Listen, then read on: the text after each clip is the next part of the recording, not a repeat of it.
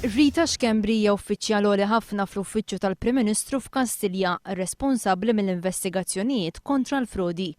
F'Settembru Lawrence Gunzi ħatara bħala segretarju permanenti u fil-Parlament kien qal li għandu rispett kbir liha għas-serjetà u l-integrità tagħha. Waqt li taħdem f'Kastilja, Xkembri kienet membru tal-Bord tas-Superviżjoni tal-Olaf li bl-investigazzjonijiet tiegħu wassal għar-riżenja ta' John Dalli minn Kummissarju Ewropew. Fil-ġimgħat li għaddew il-Gazzetta Malta Today żvelat sensiela ta' emails li juru kif fl-aħħar xhur Xkembri kienet f'kuntatt mal-Far East Entertainment Group dwar interess ta' dan il-grupp fix-xiri ta' isħma fil-Casino di Venezia fil-Birgu. Tant li f'Marzu kellha laqgħa ta' aktar minn siegħa dwar il-kwistjoni tal-Casino di Venezia fl-uffiċċju tax-xogħol tagħha mal-Gvern fit-Triq Nofsinhar fil-Belt Valletta.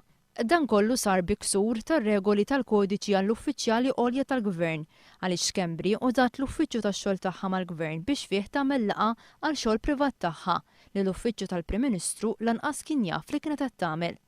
Il-ġimgħa filgħaxija d-Dipartiment tal-Informazzjoni qal fi stqarrija li l-Prim Ministru Lawrence Gunzi talab lill-Kap taċ-Ċivil Godwin Grima biex jitlob lill-Awditur Ġenerali sabiex jinvestiga dawn l-allegazzjonijiet kontra Rita Xkembri. Il-ħadd filgħodu iżda l-Gazzetta Malta Today qalet li l-esperti tal-computers ħassru emails importanti minn fuq il-computer ta' Rita Xkembri. L-istess gazzetta tajt li hemm il-possibilità li wħud minn dawn l-emails huma marbuta mal-investigazzjonijiet kontra John Dalli. Meta kienet jitkellem fil-Mosta, il-mexxej Laburista Joseph Muscat talab għall-intervent tal-Pulizija dwar dan il-każ. U hawnhekk nappella mhux biss għandu jidħol l-Awditur Ġenerali, għandha tidħol il-Pulizija immedjatament fi kwistjoni bħal din. Il-Pulizija immedjatament